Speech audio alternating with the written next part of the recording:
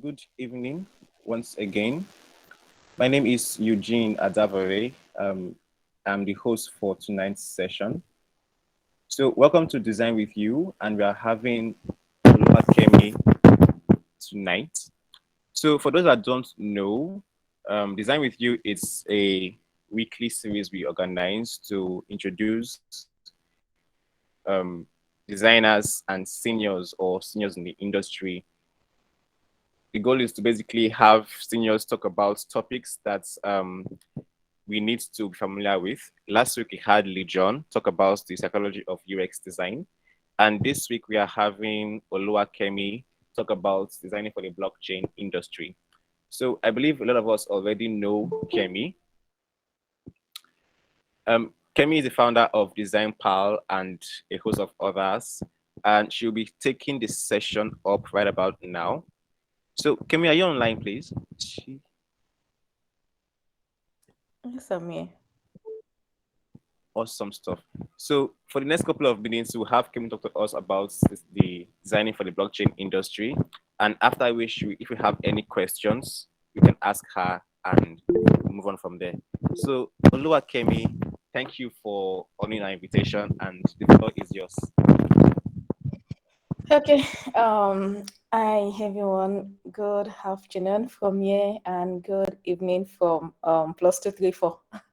Yeah. Okay. I hope you guys are doing great because I am doing fine. Sorry, I have to greet you guys. That's I'm used to it. I mean, whenever I get into any session, I actually greet as a Nigerian person, as a Nigerian. It's normal for you to greet. All right. Yeah. So thank you for having me, Eugene. I mean, it's a privilege to be here. Not taking it for granted. Thanks for bringing this topic. So stuck on this topic. Okay. So what is blockchain? Let me share my screen. Guys, give me a few seconds to share my screen. Is it your entire screen or the windows? Okay, share. Okay.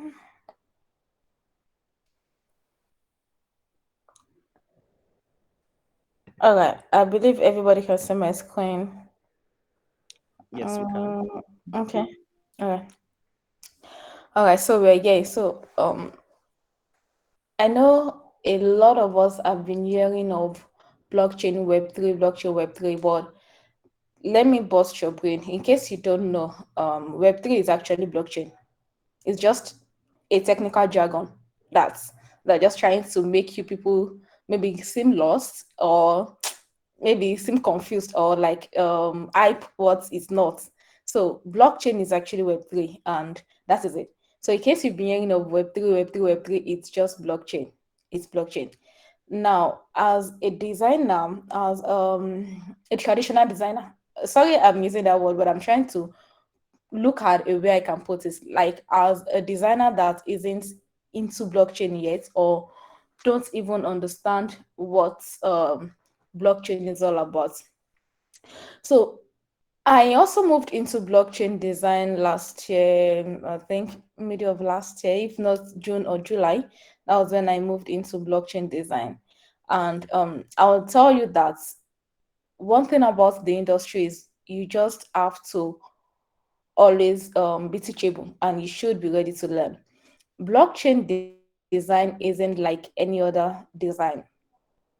If you're a fintech designer or you're just a generalist, like you're a generalist, you design everything. Blockchain isn't the normal design. It is not like the normal usual design. It is more complicated. Even for you as a designer, it's more complicated, and yeah, for the users as well. So you need to be teachable, you need to be ready to learn, and you need to be someone who read a lot. If you're looking at diving into blockchain design, you have to be someone who is ready to read. I mean, that should be your everyday routine. I know it's not possible, or maybe you can't actually be reading every day, but at least once in a week, you have to read because blockchain is an industry that it's evolving and it's more complicated, like I mentioned earlier, than normal day-to-day design, like the fintech, the agri-tech, the edtech, and health-tech. Okay, so now what does it mean to design for Web3? Like I mentioned, Web3 is basically just blockchain. It's just a technical jargon. So what does it mean to design for Web3? What are the new challenges and considerations that designers have to be cognizant of? How does the evolving space of Web3 impact on the role of design? And in conclusion, how does one prepare themselves for this new revolution since it's here to stay? If you would agree with me, blockchain is here to stay, Web3 is here to stay, right? So now, how do you prepare yourself? You chose this path to be a designer, and you are looking at exploring the blockchain industry. Yes, because there's more money in it. Yeah, blockchain designers actually earn a lot. They earn a lot. So there's more money in it, and that's the first. I mean, that should be your number one interest why you want to go into it, which is fine. Now, how do you prepare yourself to be one of the best? Yeah, one of the best. It might not be in the whole world, but at least in your locality, in your community, how to be one of the best in this revolution that is here to stay. First thing I would want you to know is that we all know principles of design. I'm sure we all know principles of design. And I am glad to tell you that in as much as principles of design is what everyone, all designers are used to, and a bit of it is also part of principles of blockchain design, but principles of blockchain design is more complex, not really complex. It's also easy to understand, but it's more important to make use of. A lot of designers actually ignore principles of design when they are designing the normal traditional apps. They ignore it. But when you're designing cryptocurrency products, when you're designing decentralized applications, you have to make use of the principles of blockchain design. You can't you can't bypass it. You know, as designers, there are sometimes we bypass principles of design when we are designing, right? And just because you're designing apps that, well, they're just regular apps. No, it's not complicated. No, there's nothing new, right? But when you are designing decentralized applications, when you're designing cryptocurrency products, you can't bypass the principles of blockchain design. And that is what you need to know before diving into the industry. Trust me, I did not know it then, but it was when I started working as a blockchain designer, that was when I knew it. And then I understand that, okay, this thing is not child's play. It is not the normal UI UX, right?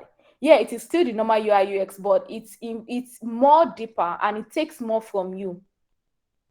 First thing, we all know that, okay, as a before I actually open the next slide, I just want to summarize something. We all know principles of design that, okay, you have to be consistent, you have to make use of colors, like your colors have to complement each other, blah blah blah. Yes, but at times we actually bypass all this when we are designing for the traditional industry. But when you're designing for blockchain, you have to make use of these principles. Like, you have to be conscious of it because it affects, any mistake from you affects the users using that app. And you would agree with me that if not all, let's say 50% of blockchain products, they have this color, they have this color scheme that you would be attracted to it. To tell you that as a designer, you need to know how to use colors, and you need to understand color psychology if you want to be in the blockchain industry. You need to be very good with colors. If you are still struggling with colors and blending of colors and how colors affect the users, you still need more work to do before actually entering the industry, because the blockchain industry makes use of colors to pass a lot of meanings. They make, like, okay, like this screen I'm presenting, right? You will see the way colors are being used here to tell you that the industry, and you will agree with me that this is not the first blockchain website or whatever, or any design you see that actually makes use of colors to attract users. So the industry actually, they emphasize more on colors because it attracts users. When you make use of colors and you blend them together, it actually attracts people to see the jargons you actually have in that screen, right? So, as a designer, you need to understand the blockchain principles of design very well if you would be working in the blockchain industry as a blockchain designer. And also, the good news is that you can be a specialist. Let's say you're a generalist right now, you are designing any industry that comes away. You are designing for any industry that comes away. But one thing about this industry is it makes you a specialist, and you can just choose to be that, and you'll be getting your money. Yeah, like I mentioned, we're all here for the money, so let's just face it. You would be getting your money, right? So, and being a specialist, being a blockchain designer fully, it helps you grow. It's kind that differentiates you from the other designers. Can you guys hear me? I don't know. Can anyone hear me? Yes, we can hear you. Yeah. Okay. All right. So being a specialist, like specializing in the blockchain industry, it's kind of differentiates you from the other designers. Not like a form of you are better than them. No. But it's just more like you have that you have the you have every possibility to be run after, because companies, brands are actually trying to explore the possibilities of blockchain in their products. And designers in that industry are not much like the generalist. So if you want to be a specialist, I would just advise your specialist should just be on Web3. That is the blockchain industry, because you would get it. I mean, you get the money, you get the knowledge, you get everything. It's profitable. Yeah, it's a profitable industry that if you want to focus on it fully, you would get it. But you also need to do the work. Yeah, not just it. You also need to do the work. So let's move on. So what does it mean to design for Web3? Design plays an incredible important role in the uptake and adoption of Web3. And design can actually hinder every journey of the users on this product or support it. Now, if you would agree with me, blockchain is actually naturally complicated. Cryptocurrency products are naturally complicated. A normal user that is not a tech savvy, that isn't tech savvy, would not understand crypto from their first encounter with it or their first experience. Let's put ourselves in the shoes of the user. I'm sure we all have crypto apps that we use, right? Your first experience at you did not understand it fully, like the way you understood it now. Your first interaction with that product, at the point you would be lost, like what is happening here, right? That is just it. So design is actually important in Web3 because it can support the user's journey on the platform, and it can also hinder it, right? Because users will be onboarded in the blockchain industry.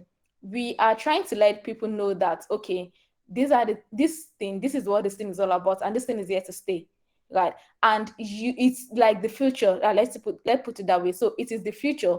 So as a designer looking to transition into the blockchain industry, you need to familiarize yourself with the principles of blockchain design in order to create a simple. Sorry, what's this? Sorry about that. So as a designer looking to transition into the blockchain design industry, you need to familiarize yourself with the principles of blockchain design in order to create a simple and uncomplicated experience for users. If you're trying to get a job in the blockchain industry, they would ask for your portfolio, which the recruiter or the potential employer is expecting to see 95% of your products, oh sorry, 95% of your projects to be in the blockchain industry. So you need to familiarize yourself with because before you can design something, you need to know what the principles are before you can design for the industry. You need to familiarize yourself with the principles of blockchain.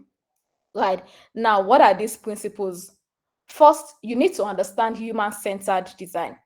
If you really want to stay in blockchain industry, you need to understand every concept, every process, everything that has to do with human-centered design. Because the most significant thing about blockchain is that people have to trust it. Like I mentioned earlier, when you started using your crypto app, hey God, sorry about that. When you started using your crypto app, right, you at the point you felt lost, you don't understand what was happening, right? And you tend to ask questions. You go online or ask your friends that are doing it already, like that are more into it. Oh, what exactly is this thing all about? How do you guys operate? Like, how do you even go about this app? That is it. So it is naturally complicated and people have to trust it. So to attain this trust, you have to design products that are easily accessible for humans, for users, right? Because every interaction on that product needs to be simplified and it needs to be accessible. Your interface should be simple to the fact that someone who is in tech savvy should be able to understand what is going on that screen, in that interface, right? There are some things I want to, but I don't want to mention everything right now because I just want to, because it's already on my, so I just want to start saying it. But let's take it one after the other. So human-centered design, you need to understand the concept of human-centered design. How to design for people is also user-centered design, right? UCD, right? So because people are the one using it, and these guys using it, these users, they don't have an idea of what this industry is all about. We are just trying to introduce it to them. We are trying to break into them. So now you, as the designer, you need to understand the concept of human-centered design so you can be able to design a good interface for these people so they don't feel lost at any point. Then the next one, simplicity at the core. Every blockchain design, every blockchain product, or every brand in the blockchain industry, they have this as their core principle: simplicity. Because blockchain has jargons, that it has technical jargons like languages, some things like gas usage, blah blah blah, um gas fee. So it has enough technical jargons already, like enough words that people are not familiar with yet. So you, as the designer, you need to learn how to design simple interfaces. And you would agree with me that even while you're designing your traditional apps, right, you have to make your interfaces simple. You have to keep your interfaces simple, right? So make your design as simple and easy to use as possible. Blockchain creates an almost endless stream of data and information. So keeping your interface simple will make it easier for users, right? This also diminish entrance barriers to the platform. The more the users are able to figure the screen or the product or the app easier to use, the better they start using it, like the easier they start using it, right? So simplicity should be part of your value as a designer. If you want to be in the blockchain industry or you want to transition into it, you have to have human-centered design in your head, right? You need to understand it, and also you should be able to design simple interfaces. Like I mentioned, the industry has a lot of words that people are not familiar with. They are called jargons, like technical jargons. It has a lot of technical jargons people are not familiar with. So you need to do what? You need to now design something that will be easier for them to understand. Like the interface should be simple enough. Now look at this screen, the mobile app at the right hand side. Yeah, if I'm correct. First off, the colors. When I mentioned colors, the industry is a place where you can make use of colors. You are flexible. You can be flexible with colors, right? So you would agree with me that the colors are attractive, and also it's at least it's simple. This interface is actually simple. The layout is simple to understand. No need of it doesn't confuse the users, right? So these are the things you should have at the back of your mind if you want to design any blockchain or any cryptocurrency or any decentralized application.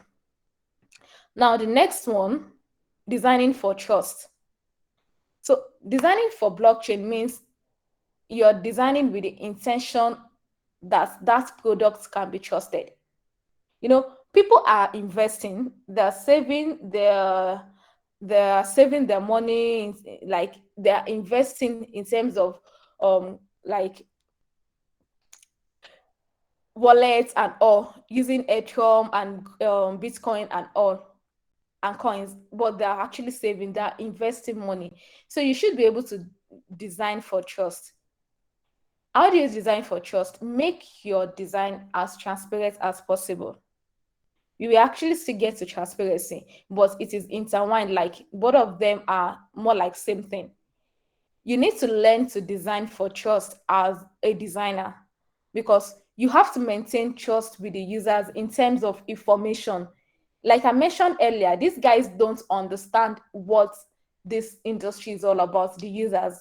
And you, as a designer, you need to know or try to develop designing for trust, the ability to design for trust. That is, your design has to be very transparent, and every information has to be well detailed. Your icons, the icons you'll be using, it has to be well detailed, it has to be named. Yeah, name your icons, everything. What you just have to do, you have to ensure that these guys are not lost, right? In your design, you have to ensure that these guys are not lost. Even though the charts, like the charts in the centralized application, these charts always look confusing, but that is charts, that is more like it's more like drawings and all. But when it comes to words, you need to break down your words, right? And also you need to explain every step while they are trying to create the wallet, while they're trying to lock the wallet, everything, while they're trying to buy a coin, anything, you have to make everything explanatory, because that is how they can trust the platform and see that it is reliable and for stability, right? Part of that trust flows into platform reliability and stability. You would agree with me that every brand has reliability and stability, because without those two, your brand is nonsense. So people should be able to rely on your brand, right? And you, the designer, you should design that product in a way that users can rely on it. Now, consistency. A normal design, or the regular design principles, we have consistency, right? That is, you have to create a single design language and stick with it as much as possible. That is why we have design system. Every brand has their own design system, and even while you are now applying that design system, you have to be consistent with it. Users, don't allow users to think. There's a book called Don't Make Me Think. I have the book, so in case anyone needs it, they can just reach out later. You should be consistent with everything you are designing. Now, let's assume you don't have the job already. You are still looking at getting a job in the blockchain industry, getting a job with a blockchain brand. These principles are things you should put into place if you are designing your personal projects. Because if you're applying for a role in a blockchain company, in a cryptocurrency company, what they're expecting to say on your portfolio is 95% project that has to do with the blockchain industry. Like, on your portfolio, 95% of the project they want to see is about blockchain, because they believe you're a specialist. Coming into this industry, you're not a generalist, you are trying to become a specialist. And so you have to prepare your portfolio to actually to explain that to anyone who wants to hire you. Now, these principles are things that you should put in your design, that you should actually make use of, or take use of, or use in your design rather. Normal apps and websites we are design, that we do design, we always say, oh, consistency, blah blah blah, it should be consistent, yeah. But sometimes people bypass it, designers bypass it, right? But in the cryptocurrency space, your product, you have to be consistent. The design systems, you have to make use of it and be consistent, because it actually helps the users navigate their way easily on the products. Like I mentioned, blockchain products are complicated naturally. They are naturally complicated for users. And the way we can make it easier is to design is to design the product that people can not easily understand without having to think, without having to stress their brain. You need to stay away from designing uncluttered interface. Don't say yes because it's a blockchain product. Trust me, because it's a blockchain product doesn't mean it should be, everything should be like clustered, everything should look clustered and everything is just tight, no room, no space for anything to breathe, and nothing is even clear to anybody, right? You should avoid unclustered clustered interface and make it clean and unclustered, and it should follow a consistent design language throughout. All the screens you would be designing should follow a design language throughout, right? Like I mentioned, blockchain designs, the products, they are not like our regular products. And so you also need, as a designer, you also need to have this in mind because it will guide you in designing the apps or web apps. Now, the next one, we are still under principles of blockchain design. You have to learn how to use familiar terms. A great user experience will tell a story and will connect the user to the product emotionally. Avoid technical jargons in your UX writing. The product is complicated enough. So you as the designer, you know to know that you are designing a product like that is complicated enough. So you don't add to the user stress. Don't add to their problems. They have enough problems. So you don't add to it with your design. You are coming in to design a clear and simple and easy to read interface. Like, you should be able to make your products or the design should be able to improve readability. It should signify enough readability, accessibility, and usability. I don't know. Let me go back. The product you're designing, it should show readability, accessibility, and usability. You need to use familiar terms that, like, languages people understand, right? The product they are trying to interact with is complicated enough, so you shouldn't add to that stress. Don't add to their problems. They have enough problems to deal with. So you have to use the simplest words you can actually imagine, the simplest words you can think of in your UX writing.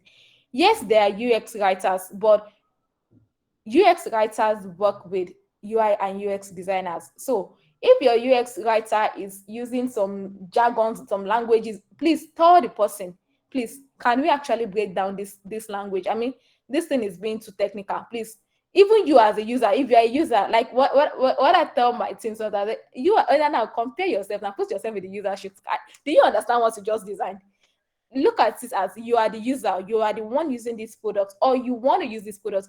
Do you understand this thing as the user? No, don't look at it because you designed it. As the user, do you understand what you just did? And the answer is always no, because of course you've done rubbish. So you need to know that if you put yourself in the shoes of the users, you make everything easy. Life will be easier. So reduce the cognitive load and don't make users think a lot in your design. For decentralized applications, maybe web apps or mobile apps, reduce the cognitive load. Use simple terms, use simple English, simple languages they can understand. Let me bust you guys' brain. See, this one is just like a tip outside what we are discussing. If you are applying for a US visa, I think they are the only one that actually does this visa interview and shit. Please don't go out there and be using any technical language. They will deny you with passion. That is how it is actually. That is to tell you that using simple terms is actually very, very important, even in our everyday, in our day-to-day life. If you're applying for a US visa and you go there like, oh, okay, what do? You're trying to explain what you do. You're using technical sentences, like technical words to describe what you do. They will deny you because they don't understand what you're saying. They're not in your field. So they don't understand what you're saying. So you need to break your role down as simple as possible so that they can understand it. That is the same thing that applies to if you're designing for users in this industry.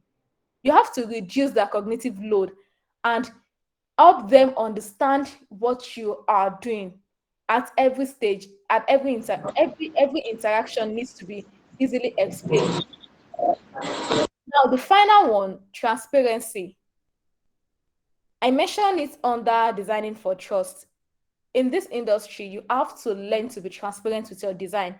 That is, you have to break down every relevant information of each transaction. You know, the application hosts many transactions. Decentralized applications host many transactions. So you should learn to design for transparency. All relevant information regarding transactions should be available for users, just like what we have here. So every screen should be designed. In your other apps or in the other apps, you can easily skip a screen and people won't notice. But you see, in this place, every screen needs to be designed. All screen, like that flow needs to complete because it helps the products, it helps you, and it helps the users. Right. So you have to know that this this application you're designing is actually complicated, and it is your work to make it easier for the users who wants to use it. So design every screen, break down every transaction, give users the ability to see all fees associated with that transaction. We all know the cryptocurrency products, they actually have enough transaction, different kind of transactions. And for every stage of your design process, you need to let users see the fees associated with that transaction. Like what I have here, I have transaction fees, right? Transaction fee. So everything should be there, because if the money gets deducted, if that fee gets deducted from the wallet, they won't trust the brand, they won't trust the product. So how do you help them to trust that product? How do you help them to trust the brand? That is, you should design for transparency. You should be able to make every step, every stage, and every screen well detailed, right? So conclusively, designing for the blockchain industry is not as hard or as complicated as you may think, but it is also not that simple. In conclusion, it's not hard and it's also not simple. It requires more from you as a designer. And it's not like you have to go to one school to go and study it, no, but you need to be teachable. Like what I mentioned at the start of this session, you have to be teachable. You have to be someone who loves to read, because it is complex. Yeah, the products are complex. It is complex. Like every screen is complex. Like it has to be well detailed. Buying, trading, selling, everything, exchange. It has to be well detailed, and you need to understand all this. Now let's talk about the technical jargons. I mentioned technical jargons the other time. These are the things you need to understand first, because if you don't understand it, there's no way you can actually even design something that the users will understand. So it starts with you. You need to understand it. You need to make research. Any book you can actually get your hands on crypto products, get your hands on it, read it, how the interfaces work. You can also study the products we have now. We have Binance, we have Coinbase, we have a lot of them. You can study the interfaces. By doing that, it helps you understand what is going on that product. And so let's assume you don't have the job yet, you don't have a job in the blockchain industry yet. You're trying to put together your project that will be in your portfolio. These are the things you should have in mind. Study these apps, Binance, Coinbase, and all sorts. Study them. See how the design system is. Look at how the interaction is from one screen to another. That would help you. And finally, another thing is, there's a lot of animation in the blockchain industry. if you want to design for blockchain, you might not be an animator. No, you don't need to be an animator, but you have to know or have basic knowledge of animation, because that is the beauty. Yeah, that is actually the beauty of the products in blockchain industry. They animate a lot, right? So you might not have to be the animator, right? But you need to have basic knowledge of animation and prototyping, because you would need to show interaction. Like, trust me, cryptocurrency products, the websites most especially, they are not like basic websites. They are not like basic websites. They have these micro interactions that are mad.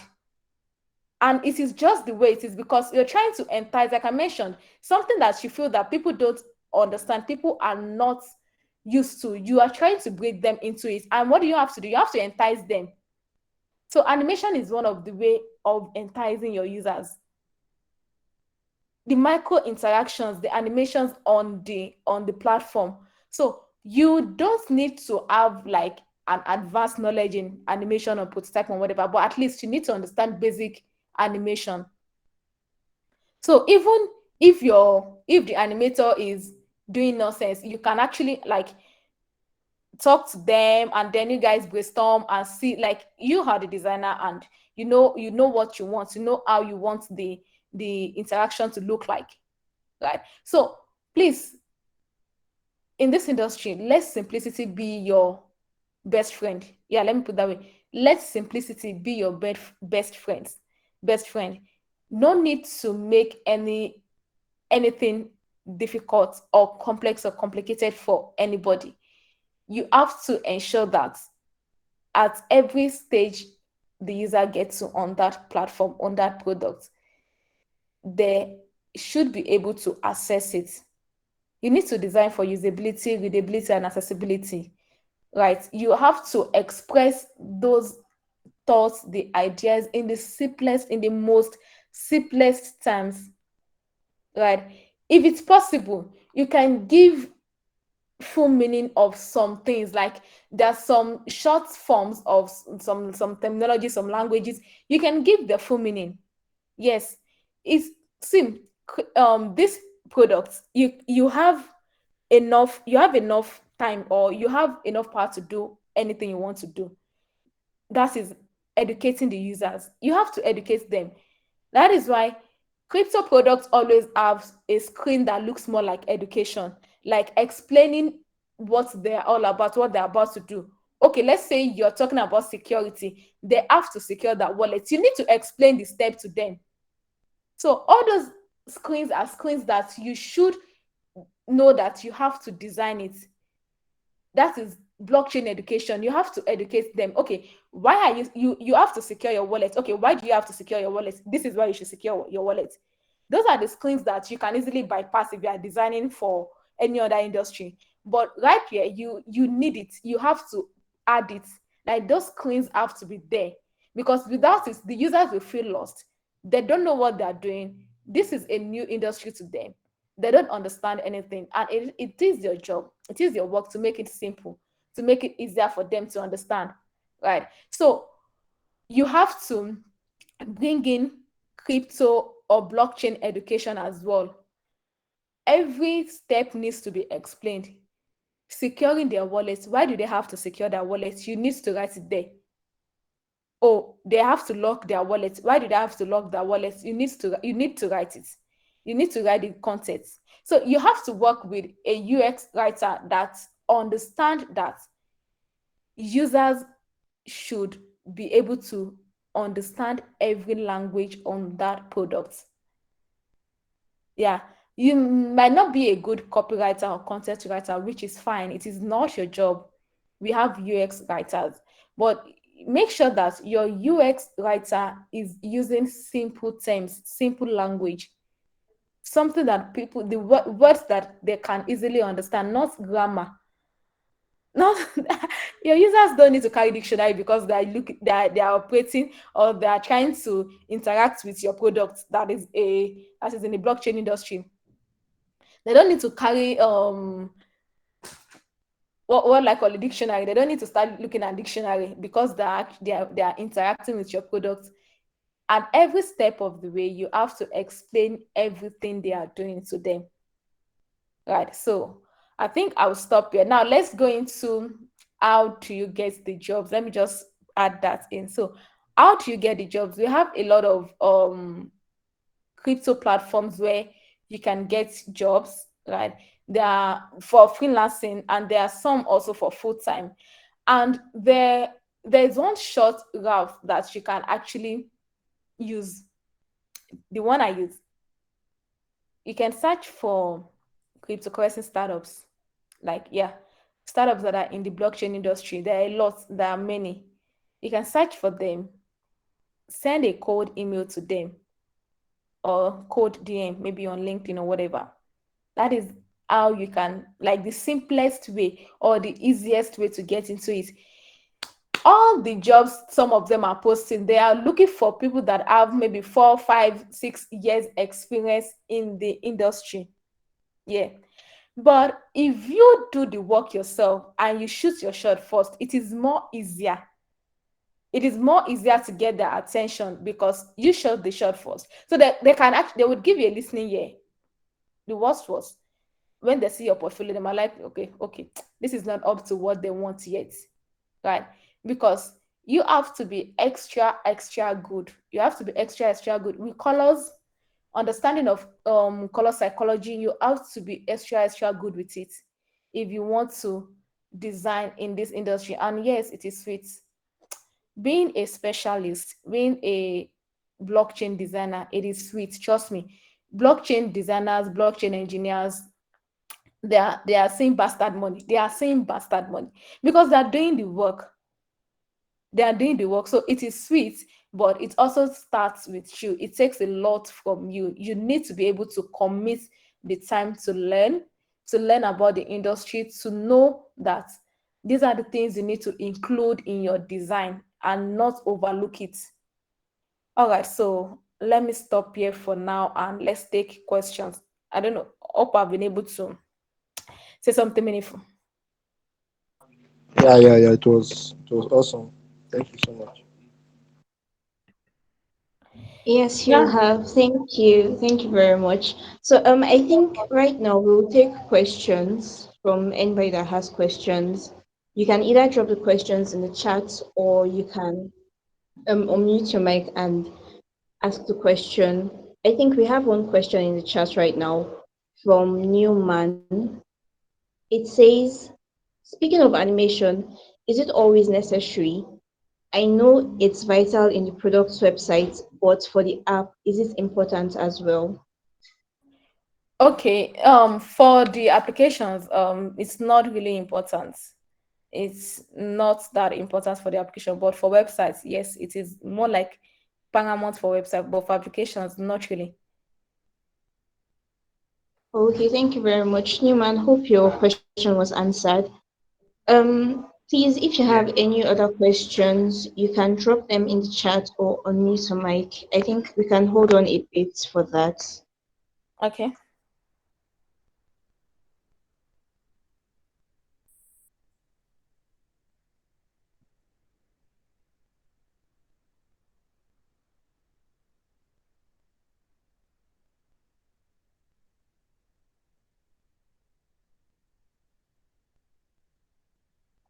Okay, I don't think there's any other question. So thank you Hi, very hi, much good once evening. again. Sorry, I have a question. Okay. Sorry, Pedro. I want to ask, like, can we get a website or a resource, like a resource point where we can actually download resources on starting out as a blockchain designer and going from there. You understand? And I asked a question in the chat. I asked about the animation. Like, is it important on the app? So I don't know. I didn't get. I don't know if I've not gotten a response from that.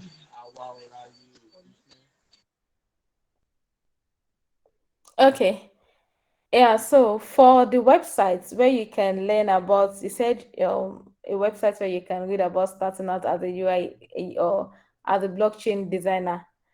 All right, I don't think I know of any, but what, like I just mentioned, what you need to do is you need to familiarize yourself with the products that are in the industry and also the principles of blockchain design, right? And I don't think of I know any websites because I did not see any website when I wanted to start as well. So I didn't mean I have any or I saw any when I wanted to start. Of course, I would share. But when I wanted to start, I did not see any. I didn't see any website that has this. Okay, starting out as a like explaining anything step to step. No, but what you can do for yourself is get yourself familiarized with the products in the industry. There are a lot, there are a whole lot. Get yourself familiarized. We have Luno, we have Coinbase, we have all these crypto products. Get yourself familiarized with them. Design, you can replicate, not like replicating into two, but at least you can do something and show your process, of course. Show your process. Because that is what anyone wants to employ you need. They don't need you to come and put them theoretical. They don't need the theory. What they need is the practical. Any employer wants to employ you in this industry, they don't need your theory. They don't need everything you know in your head. In as much as you can, when you're interviewing, you can use sometimes to actually talk about theory as well, like tell them sometimes and all that, but then it will come to you to do, maybe you have to do a task or the practical part. So what it still boils down to you practicing it, right? I don't know if you understand. It boils down to you practicing it. You might know that okay, you should be able to use colors, you should Okay, be able yes. to blend colors. But now, how do you practice it? How do you use it? You have to practice it because that is what they want to see. Like they want to see an interface, a cryptocurrency product that you designed, the interface that you designed that aligns with the principles in the of the blockchain industry, and it also explain your design process. Do you understand? So I don't think there's a website that has all that. Oh, okay, this is how you can get started or whatever. But the best way you can get started, when I did mine, is to get yourself familiarized with the products, all the products, anywhere you can lay your hands on, and start designing them. Start designing something similar. That is just the best way you can do it. You have to do it first because if you don't have the projects in your portfolio, there's no way you can get any job, because they want to see what you've done in that industry. I don't know. I don't know if that actually makes sense, but that is the best way I can Yeah, explain. yeah. You're communicating. I understand you. Yeah, and for the animation, yeah, I answered that. I said for the website, animation is important. For websites, animation is 100% important because it creates a kind of All right. Okay, lively yes. interaction. But for mobile application, it is not that important. It is not that needed. Safe. It's just basic animation for the mobile Okay. app, just basic animation, basic animation. But you see, for websites, that one, full micro interaction, full stuff, full one, right? So yeah, that is it. All right. Thank you so much. You're welcome. You're All welcome. right, so we have another question from Oyelola. Okay. It says, where do we go for blockchain design inspiration? Awesome. Okay. First thing, this is my secret. Me, I want to share my secret. I don't think going to Dribble or Behance is the best. So where do I do mine? Where do I get mine? I get my inspiration from real products that are live. Now you need to look at Binance. I'm mentioning Binance because Binance is still like the top for me in all the cryptocurrency products or in all the blockchain products that I've actually come across. Binance is still the best. So to get inspiration from these products, you need to look at products that are live, products that users are using, because that tells you that that product is actually doing something. It is solving a problem and it is being used, like it is usable. Like, I mentioned accessibility, readability, and usability. So you need to look at real products that are out there that people are using already. That is what you use to measure what you want to do, give yourself inspiration, and also measure your growth or measure your performance. Yeah, let me use that way. You use that to measure your performance when you start designing. Make Binance your friend. Yeah, Binance should be your number one go-to in terms of inspirations for crypto products. Binance should be your go-to. Then the next one we have Coinbase. Coinbase is also a good one, right? But trust me, I would say Binance is like the top of all of them. I know there are other cryptocurrency products that are awesome, fine, but I will tell you that if you use Binance as your form of inspiration, you would easily understand this thing easier. You would easily understand it more than anyone wants to start going on Dribble on Binance to look for inspiration, because most designs there are just practice projects. They are not tested yet. But if you use designs that are live, designs that are tested, you are at better chance of understanding what the industry look like than someone who is searching on Dribble and Behance. Do you understand? Does that make Yes, you have sense? a point in that. Yes. Yes, it does. Thank you. We have a last question here from Otto. It says, can you help with the user flow of liquidity farming decentralized applications? Of the what? Of liquidity farming decentralized applications. I don't know. I think I need to read that in text. Liquidity family. Is it family? Let me Farming. okay, I'm coming. Let me stop sharing so I can read that in text. I don't understand. Okay. Okay, let's read it in text.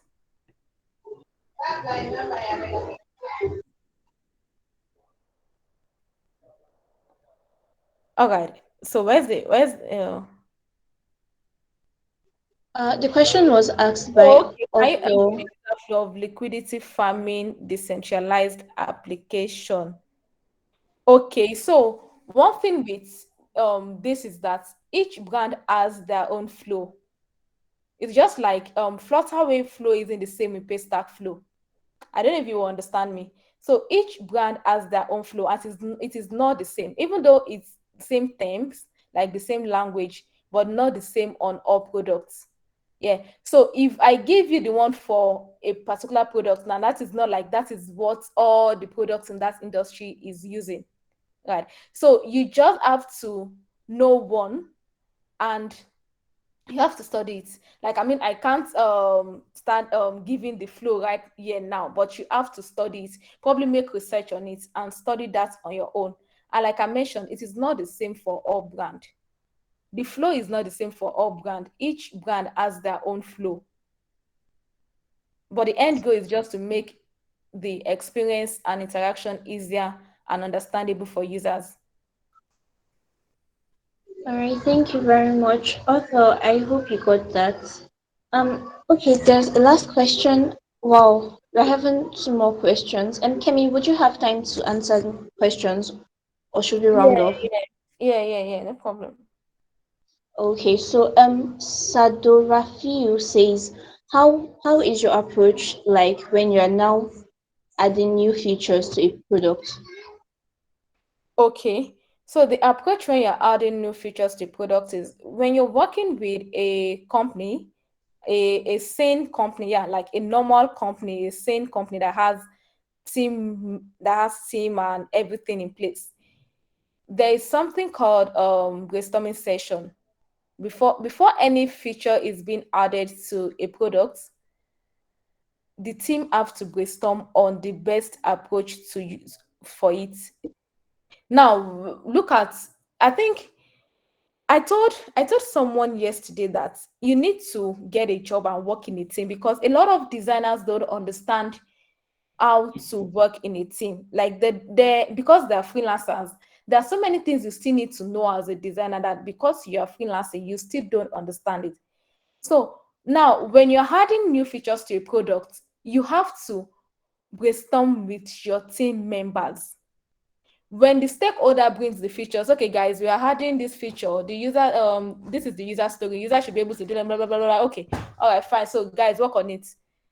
It's not your duty as a designer to just start jumping on that and start designing. No, you need to have a brainstorming session with your team on the best way to approach that design, right? The best way to approach that feature. The stakeholder might be the ones the users to be able to climb a mango tree on that app. The one the user should be able to, that's the new feature. The one the user should be able to climb a mango tree. And then you and your team would now look at what are the best possible ways for you to bring in a mango tree into that app. It's a new feature. You think about the best possible ways to bring a mango tree into the app, and then how do you now make the users, how do you enable the users to be able to climb that mango tree? That is another brainstorming session you have to go in. After you've brainstormed on how to bring the mango tree into the app, right, then you also brainstorm on how it's gonna be convenient or how it's gonna be possible for users to be able to climb that mango tree on that app. So it's more of brainstorming session with your users, with your team members. And at every point, you need to. I told my designers one day, I said every designers need to have a notepad. If you hire a designer, whether a freelancer or you're working in a team, you need to have a notepad because that should be your best friend. It should always be beside you. In any team meeting, any brainstorming meeting, any brainstorming session, you need to always write something down. So while you are in your brainstorming session with your team, you have to jot things down, right? Now, after you jot down, then you go into testing what you guys have just discovered or what you guys have just spoke about. Someone said, what if you don't have money? What if you don't have money to buy a notepad? Yeah, right. You can actually use your phone. I mean, we have a note, there's a note feature on your phone. You can always use your phone if you don't have if you can't afford to buy a notepad. If you're using iPhone, there's a notes feature like notes where you can write things, jot things down. So let's go back to what I'm saying. So while in the brainstorming session, you have to always jot things down. What you spoke about with your team, what you guys agreed on. Then the next thing, you have to test it. Test it if it's gonna work, like test your flow. Then that is where you create your flow. You create the flow and test that flow if that flow would work. Right. So like remember that the product is live. You guys are just adding new feature, right? You've gone into brainstorming session, you've actually created the flow for it, and you've tested it. Then what do you do next? You speak with, or you have another meeting with the engineering team. At every point in a blockchain design team, you have to work hand in hand with your engineers all every day, every day. This is not like any other product where you can finish the design before your engineers come in. This one, you and your engineers, you guys have to be in full communication. Then you bring your engineers in, the developers. You guys explain the flow to them. You walk them through the flow, and then they're giving their inputs to, okay, this no, this thing cannot work. This mango tree should be here. Let's bring this mango tree here. Okay, you ask the question, why can this mango tree, why should this mango tree not be here? Then they tell you, okay, now look at it when the user gets here. So teamwork is actually the best way you can learn and be better as a designer. Freelancing is good, trust me, 100% good. But if you really want to grow and learn fast, working in a team is actually the best. Is the best. I mean, the best you can ever think of. So yeah, that is the flow. So in a nutshell, when a new feature is being introduced, the normal process and the normal approach is you have to go into a brainstorming session with your team. And if you're working alone, you have to brainstorm on your own. Brainstorm on your own, test the flow, create a flow for it, test the flow. Remember that you are inputting it into a live product. So you need to test the flow to ensure that it works. And once it works, carry your developer along, and then you guys have a new feature, and then you start designing. Don't just jump into design. All right, so let's have the next question. All right, thank you very much for that. I'll be merging the two last questions into one. The Okay. first one is from Precious, and it says, how can one use a practice or fun project to get a blockchain job? And the second one, which is from Umar, is related to the first one. It says, let's assume I already have three generalist projects on my portfolio. Would it make sense to build a separate portfolio when applying for blockchain jobs, or can I just add it to my regular portfolio? Okay. Yeah. So for Precious, How can one use a practice or fun project to get a blockchain job? It's actually very simple. You don't design it as if you're designing a normal dribble design or Behance design. You have to design with the intention that you want to use that design to get a job, which means every process needs to be explained. You need to explain your design process. That is, you're not just designing 2 or 3 screens or 4 screens to be posted on Dribble or Behance. You know you want to use this project to get a job, and you know it's a personal project, like a practice project. So you have to make it well detailed. You might not need to put all the login and log out, all the login and sign up screen. You might not need that, but the real experience of the app, the real stuff that is going on in the app, that is what they need to see, right? So remove the onboarding, like your splash screen, your sign in, your sign up. Remove all those ones. Remove all those create wallets, lock wallets. Remove all those screens. Those ones that everybody can see it on anywhere. Go into the real job of that project. What is actually happening in that product, and explain your process. If it's possible, create a case study. The case study might not be well detailed. It might just be a form of summary of your design process. So I wouldn't call it case study if it's just a summary of your design process, but at least your design process should be well explained, because notes, you are using that to get a job. You want to use it to get a job. So that is how you can actually get a blockchain job with a practice project. Ensure that you don't just have just normal screens or basic screens or sign in and sign up. No, nobody is interested in signing and sign up screens again now to give anybody a job. No, they want to see the main activities going on in that platform, on that platform. What are you solving? What is the problem? What are you trying to solve with that design? That is what they want to see now. Okay, now uh the okay, to Umar, let's assume I already have 3 generalist projects on my portfolio. Would it make sense to build a separate portfolio when applying for blockchain jam, blah, blah? No, you don't need to build a separate portfolio when you're applying for blockchain jobs. Add it to your normal portfolio, but ensure that the blockchain project is more like 90 or 95% of the projects you have in that portfolio. You don't need to create a separate portfolio for it. Just ensure that that portfolio speaks of the fact that you want to get a job in the blockchain industry. And how do you do that? Your product or your project should have 95% of blockchain projects. Do you understand? I don't know if that is actually easier, if you were able to understand that.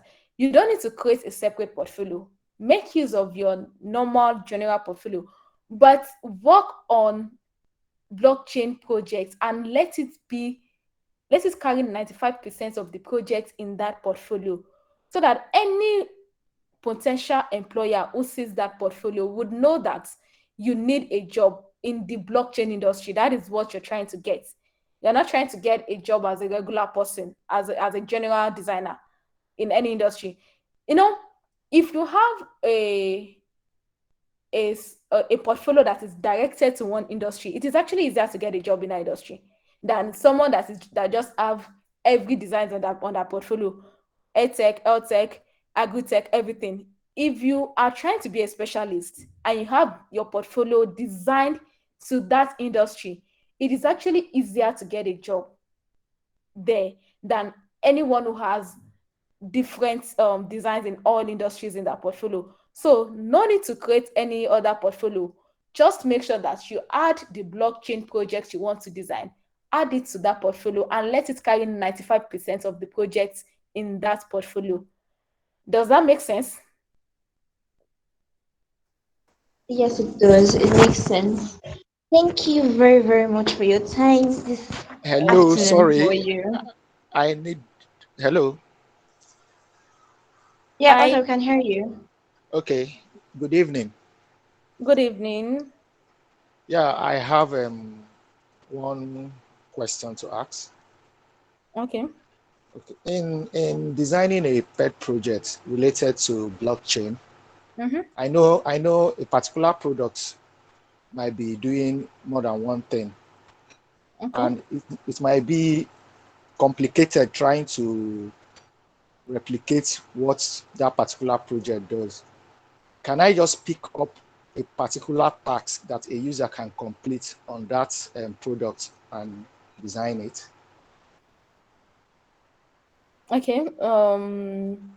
Let's, if I understand your question, you are saying that can you just pick up a particular, just one feature, just one task a user can complete on that product and design it and add it to your portfolio, right? Yes. That is too small and too, yeah, it's too small and too basic. If you are designing with the intention of getting a job, trust me, that is too small and too basic. You can make it three. You can make it three different tasks on that on that project or that product. So, and three different tasks. Of course, it will have like, it might have four screens each, and that is enough. I don't know, do you understand? But if you are doing just one task, that one task might just be 4 or 5 screens, and that's all. So any recruiter, any potential employer would look like, is this person serious? Right? So you might not design, like I mentioned, you don't need to design all this sign in and sign up and onboarding screens. You don't need that if you are working on a personal project. They'll just want to see the activity going on. What problem are you solving? What exactly is the product about? That is what they want to see. What are you solving with that design? So just one task is not enough. It looks too basic and too short and too small. So just one task is not enough. You need to maybe 3 or 4 tasks, and that can span into 10, 12, 15, 16 screens. See, let me tell you guys something. To be a designer is not just by mouth, though. It takes a lot from you. You have to be committed to this thing. You have to be committed to this thing. You have to be ready to commit your time. To be a designer is not just to go on Twitter and say I'm a designer and start putting the out. It's more. Trust me, it is more. It takes a whole lot from you. And that is why you need to be committed to it. If you want to be a great designer, you need to be committed to it full time, like full time, and not see any work as this work is too big for me. No. If you want to be a great designer, don't see any work as this work is too big. Where do I want to this? Where do I start from? Blah blah blah. No, don't see it as this thing is too big. I just want to do the simple one. No. A great designer actually take up challenges. You take up challenges, you solve challenges, you solve problems. So don't always go for the easy route. No, don't go for easier things. That, please, which one is easy? Can I just do one task and leave? Because if you get the job and you are working in the team, you won't just do one task, my brother. You won't just do one task. You will do enough of tasks. Like, you will do enough tasks, enough designs. Do you understand? So why don't you just train yourself with that right from now? I think it's actually more better like that way, when you get yourself prepared for that experience. So you don't get into the team, into the company, and then everything start looking new to you. Right. So I think that's my answer to your question, Arthur. So someone Thank asked the you. question here. You're welcome. Can I be a blockchain designer in in 1 month? This Sakwa is getting too much. Hey, okay. Well, it depends on you. Like I mentioned, it starts with you. If you want to be a blockchain designer in 2 months, it depends on you. If you want to be in 1 month, it depends on you. It actually depends on you. Note, in as much as you design, you will attend interview, and they will interview you, and they will give you tasks to do. You will do task. Do you understand? So I understand that SACPA is actually too much, but you just have to be patient and don't rush, because it's a lot. It's a whole lot. And yes, you can practice, take up pet project, take up personal projects to put your portfolio together. But if I tell you everything you can be in 1 month, I'm lying. So let me not give you people number. You can't get a blockchain. You can't be a blockchain designer in 1 month. No, you have to keep at it. You have to keep doing it, because the end goal, what is the end goal? Your end goal is to get a job, a lucrative job that will pay you well. So why don't you not commit your time to do something good? Do you understand? So yeah, that is it. When My applying. Okay. Yeah, Fejiro, please go on. All right, thank you very much. You're Okay, welcome. you wanted to take the last question, but that's when applying for jobs, the minimum amount of Yeah. products. Yes, it said when applying for jobs, what's the minimum number of products you should have worked on? Well, there is actually no standard or needed minimum of projects you should have worked on, but at least 3 or 4 is not bad. If you are trying to be a specialist, if you're trying to be a specialist, like you want to be a blockchain designer, a Web3 designer, 3 or 4 projects is not bad. That is 3 or 4 projects in the blockchain industry. It will give you a job. Yeah. With your process well explained, though, not just 2 or 3 screens, oh, with your process well explained, like a well detailed design process and well detailed screens, that even in an interview session, you will be able to walk the recruiter and the potential employers, you'll be able to walk them through your design process, your thought process, the problems you were trying to solve, the solution, the effect of that solution on the users, your end goal as the designer. Those are the things you would tell your potential employer when you are presenting that project to them in an interview, before you even go on to the next stage of probably you are doing task or whatever, right? So there is no certain amount of number that this is the amount of projects you should have. But if you can do 3 to 4, let's say 3, it's okay. Like I mentioned, there is no like a standard number of projects you should have, but 3 to 4 is fine. Okay, I have a question. Can I unmute my mic? Yes, please. You can unmute your mic, I guess. Yeah.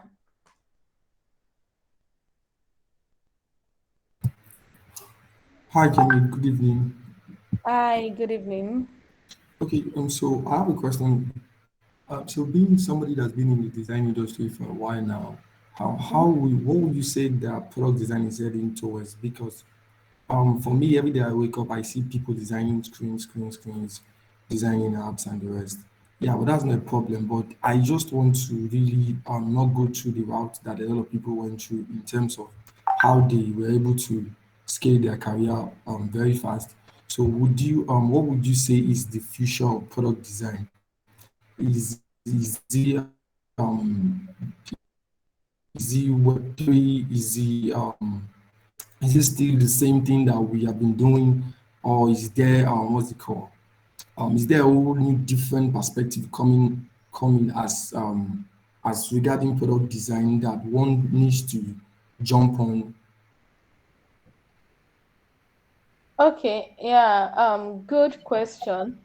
So, the future of product design is bright. It is great. Yeah, it is bright. I don't know. You know when they say your future is bright in that Nigerian times, that Nigerian language? Yes. The future of product design is bright, really bright.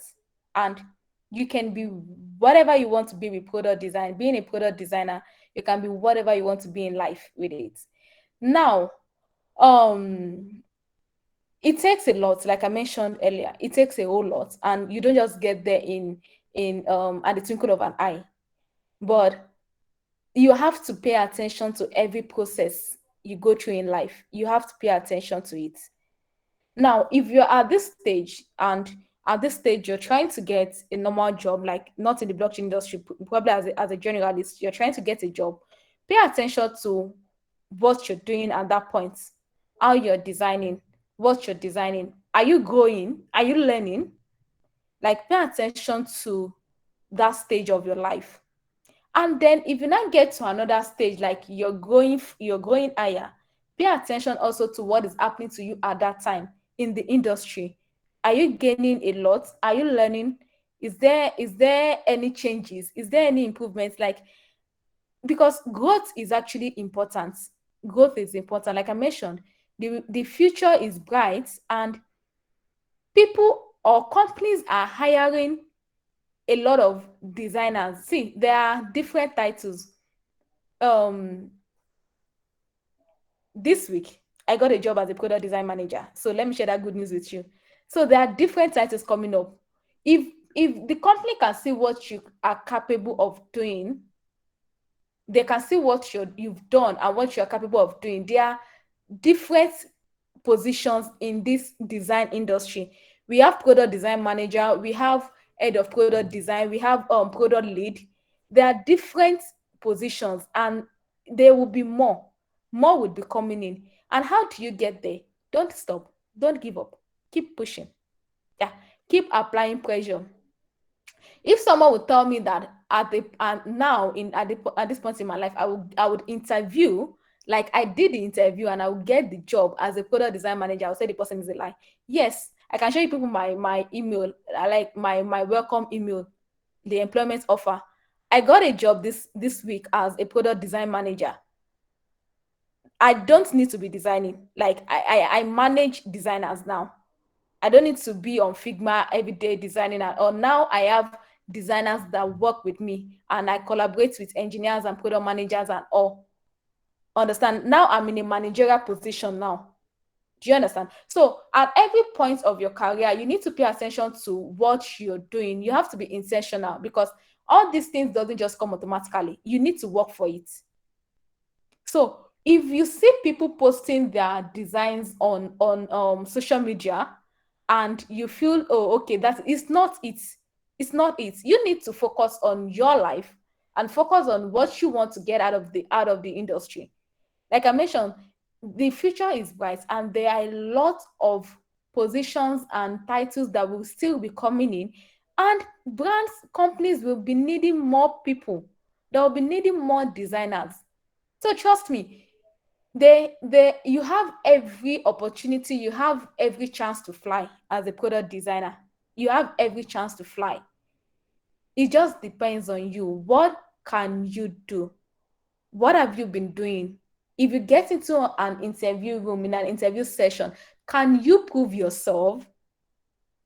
I mentioned something the other time, that it is not just all about posting designs on Twitter and saying a lot. It is all about what you can do actually in the real sense. Let's talk about what you can do in an interview session, or what you are able to do in your team as a designer, like you're working. That is actually when you know you are really a designer. Anybody can go on Twitter and do two screens and post that I put a designer. But when it comes to the real work, the real life, what are you able to do? What problems are you solving in with design? How are you able to change the world with design? Those are the things you should be asking yourself of. Those are the things you should be conscious of, because everything, see, adds to your growth. Everything adds to your journey. And wherever you want to get to, trust me, you can get to that place. In this industry, you can get to that place. So you just have to start from somewhere. You just have to start from somewhere. It's not something that can happen over a night, but when you start from somewhere, trust me, it is possible. Like I mentioned, if anyone would tell me that, Kemi, in your 2 to 3 years you would be a product design manager, I would tell the person it's a lie. But here I am. Yeah, I am. And I don't need to spend hours designing on Figma, because I am now managing people that do it. Like I'm in the managerial position now. So everything in your career journey, you need to be conscious of it. You need to be conscious of everything that is happening to you. And you have to contribute to your growth as well. If you're not being intentional with it, nobody would help you, my guy. Nobody they help anybody now. If you are not intentional with it yourself, nobody would help you to do anything. They need you to carry yourself, right? So let me not turn into a motivational speaker. All right, I think I was able to answer your question, Augustine. Yeah, you were. Thank you. And I have what's it called? I have an add-on to the question. So also, do you think that as a as a UI UX designer, as a product designer, one needs to um look into learning interactive design, creating 3D, because it tends to since there are a lot of products comes with the what's it called, website, web app, or whatever. They have 3D on them, and it seems like micro interaction has become a thing now, whereby some companies tend to want you to be a micro an interaction designer as a whole, and still be a product designers, and being able to create 3D. So, what would you say as regarding the whole interactive design and 3D creation of 3D that's going on around? Is it a trend or is something that's going to stay? As something we should put our eyes on, or something that's just trending? Okay, it's not a trend, it's a design phase, or what would I call it? It's like another part in design. 3D interaction design, animation, they are not trend. They are another part in design that will stay, because the world and the technology space is evolving, and it is not compulsory. Like, yeah, it is not compulsory for you to know how to do 3D. There are people that specialize on 3D alone, that 3D illustrators alone, 3D designers, that is what they do. They don't have any business designing UI UX. What they do basically is just 3D illustrations, right? And there are interaction designers as well. It's like a special field on its own, special field in design. You can be a specialist in that as well. It's a special field under design. So it's not something that is a trend. It's not a trend. If you want to learn it, fine, it's a plus. If you want to learn it, it's a plus. Right now, I'm studying industrial design. When I graduate and I have my certificate, I can go and work with Tesla. I can work with Apple. And then I won't be working as a product designer. I'm working as an industrial designer. Do you understand? So design is broad. Design is broad. Like, design is actually broad. You can learn anything under design, and you would use it to make money. Yes, you will use it to make money. So if you want to continue your design knowledge or whatever, you can go into 3D illustrations as well. If you feel you love it, you can go into 3D illustration. You can go into interaction design. Those are actually other fields of design. They are specialists too. That they are making money. See, 3D illustration, 3D designers they are making bastard money. I know one. They are making bastard money, because 3D is not easy. 3D is very hard. It's very difficult to make. So they are field under design, so that people are even specialists in it. So if you as a product designer now want to take it to, you want to learn it, it's fine. So far you have the time to learn it, and you have the time to be creating stuff under it. That's fine. It's actually okay. Like I mentioned, the industry is actually large enough for you to fly. It is large enough for you to go and spread your wings and do everything you want to do. Like, learn anything you want to learn. Like I mentioned, I am studying industrial design, that when I graduate, I can work with any big brand, right? That is to tell you that it's not just stop at you being a product designer. It doesn't stop at you being a product designer. You should do other, if you want, you can also explore other fields under design. Yeah, so that is the answer to that question. Oh, okay, yeah. Thank you very much. I think the last point answered it for me. Thank you very much. Yeah, you're welcome. All Oh, right. Thank you very, very much for your time, Kemi, and congratulations on your new job. thank you. Thank you. People should do giveaway from you. Ah, You're Papa is supposed to do outside. People giveaway should do for us now. giveaway. All All right. right. So, sadly, we won't be able to take any more questions this evening. We've taken a whole lot of extra time, and I think people will have things that they need to go back to. So, thank you once again, Kemi, for your time with us. We You're actually welcome. learned a lot this evening, and thank everybody for making the time. We shared Kemi's socials on the chat. You can go there to follow her on Twitter, on LinkedIn, and also you can follow Design with You on YouTube to get the recording after the session. Thank you very, very much for your time, Kemi. Have a You're lovely welcome. afternoon. And And you, to everybody, to everybody in Nigeria, have a lovely evening. yeah, thank you. Thank you, guys.